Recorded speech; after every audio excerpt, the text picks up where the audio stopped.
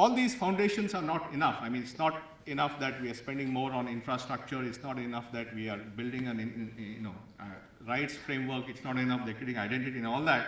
But fundamentally, we need to shift this to a higher gear, because I think the expectations from the people are really escalating at a very rapid level. This decade will become the youngest nation in the world. I've written about this in the book, that India will be the only young country in an aging world, as even China starts aging in the next 4 to 5 years. And therefore, we are also the most aspirational generation that has ever been there in India. And you're seeing that in every facet, in the way people migrate from village to town, in the way that anyone who can afford sends children to private schools. All this is really about aspiration.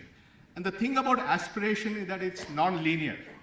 It's not like, I am earning X rupees this month, and next year I'll earn X plus delta X.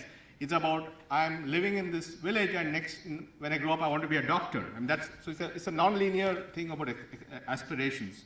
And therefore, I think when you multiply this by 1 billion people, and you have 1 billion people whose aspirations have been unleashed, then really the challenge of how do we respond to that, and how do we stay ahead of the curve in responding to those opportunities is a very, very fundamental challenge, which requires us to come to some very strategic and urgent conclusions, because we cannot just think about opportunity for the few and survival for the rest.